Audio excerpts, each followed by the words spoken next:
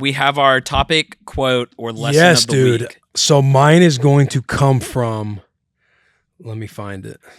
Mine is going to come from The Daily Dad by Ryan Holiday. This book right here, highly recommend. Great one to have just on the dinner table. If you're eating every night, just a little breakup session like, hey, you want Dad to read something out of his book? She'll say yes. And then we'll read something out of The Daily Dad. 366 Meditations on Parenting, Love, and Raising Great Kids by Ryan Holiday, a #1 New York Times bestselling author of The Obstacle is the Way and The Daily Stoic. I'm big into Stoicism. Love Ryan Holiday's books, so we rock The Daily Dad for dinner time. Shout out going 110%. I see they went 1 day extra of a 365 day. Yeah, right? Yeah. You can appreciate that. Yeah, but also it's a flex. Like, what are you trying to just make an extra day? Come on, Ryan. Yeah. Come on. This is one for man, I'm stuck between two. This one's called Just Go to Bed. So this is for dads out there, and this is great for us because we love staying up and playing PUBG. Oh. A lot of career guys out there, a lot of working dads, a lot of working moms that stay up late and sacrifice their sleep to stay up late doing whatever they're doing. In our case, sometimes I'll stay up late playing a video game or just doom scrolling. Because is he about to tell us not to do that? He's not about to tell you not to do it. I'll read it to you. I'll read it to you. Okay. Here's a quote from Arthur Schopenhauer. Sleep is the interest we have to pay on the capital which is called in at death.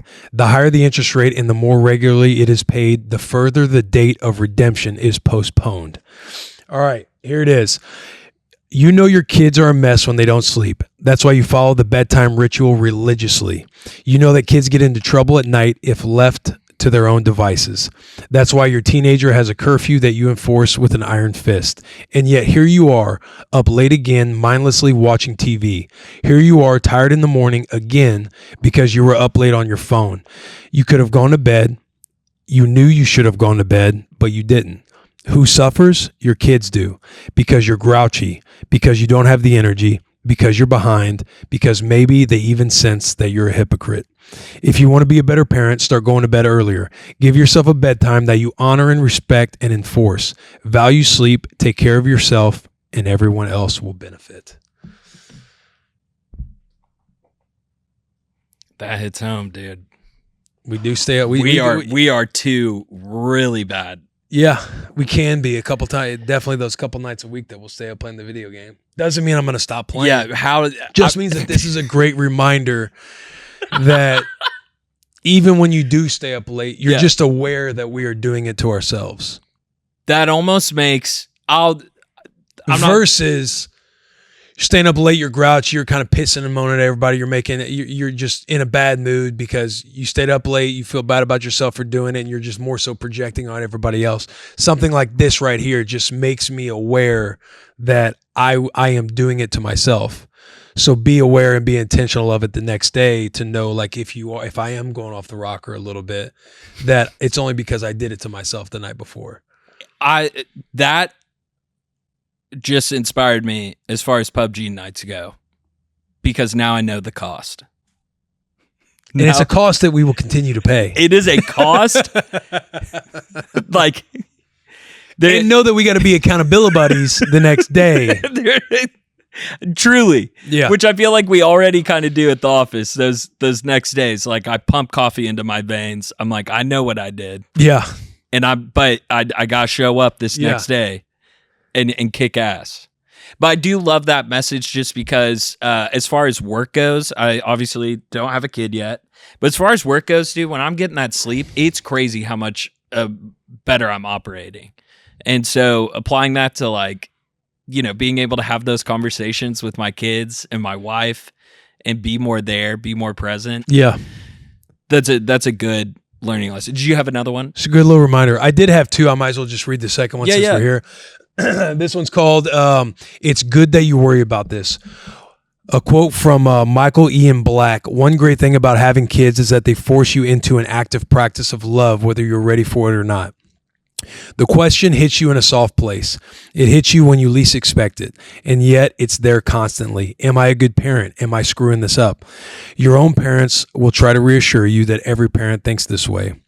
except that's not true. There are, in fact, two types of parents who never think that. There are parents who are so convinced that they're the center of the universe that they never question themselves, never wonder what they're doing wrong. Then there are parents who don't even care enough to ask. Although they are very different, in the end, these two types of parents are the same. They are not good parents. But you, the type who is always checking in and wondering, am I doing enough?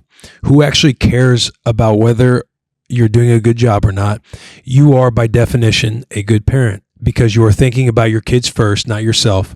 It's proof that you care, that you have self-awareness, that you're always trying to improve, that you would stop to evaluate your own performance, that it would bother you to give anything less than the full measure of your devotion is all the evidence you need to reach a positive conclusion. So if you feel that negative thought, that doubt come up today, be reassured. It means that you're putting them first, and it means that you're doing a good job. I like that a lot. Yeah, solid one for parents.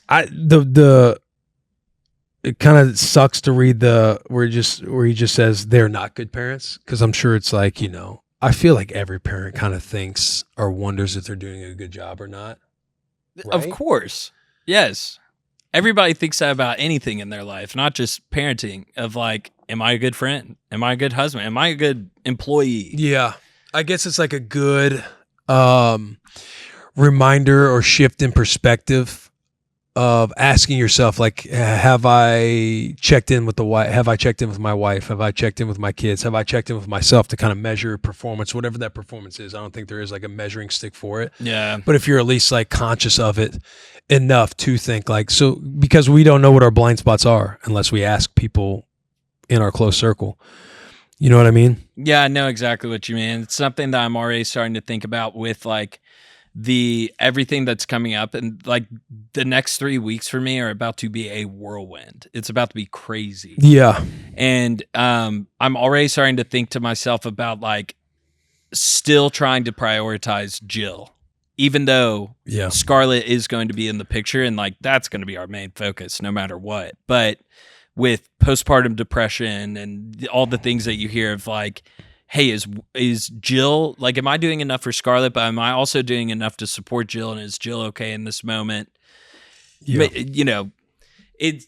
I feel like it's one of those things that like we were talking about last week, when you ask yourself, you're like, man, I hope I'm going to be a good dad.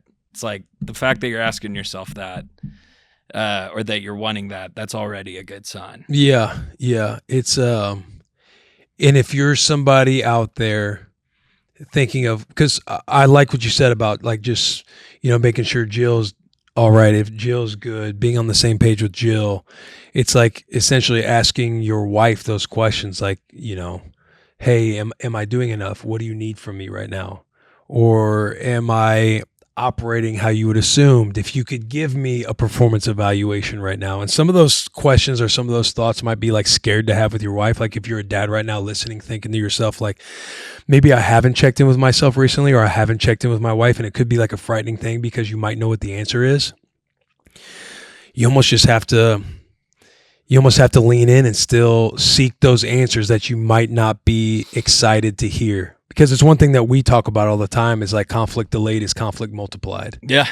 And so if you don't seek out those answers and rip that Band-Aid off and kind of hear something that you might not be ready to hear, it would be just to open that door. It would be like, open that door and face it and have those conversations. Because that's how you know, right? Like anytime, like I might not be doing something well enough, or when Charles and I are laying in bed and it's just as simple as like, hey, what do you need out of me this week? Where it's like, we should know that answer, but it's almost allowing the space for that conversation to happen and them to even say it out loud. Or the fact that you're even asking. Yeah. Or like, hey, I feel like I fell short here, and you're seeking feedback, whatever that might be. It's like all those conversations are important. I 100% have not checked in with Jill like that. I'm trying to remember the last time that I've done that. Like, truly. Yeah. And me intentionally, I'm not thinking of the last time I actually did that. Charles and I will do, as you know, couples therapy. So I feel like that stuff comes out when we're sitting down talking about it. And sometimes you're not privy, or you're not aware. It's like, oh snap, I didn't know that this was happening or this was in your mind, and I can do a better job of Yeah. seeking out whether it's that information, her feelings in a certain situation. But yeah, dude.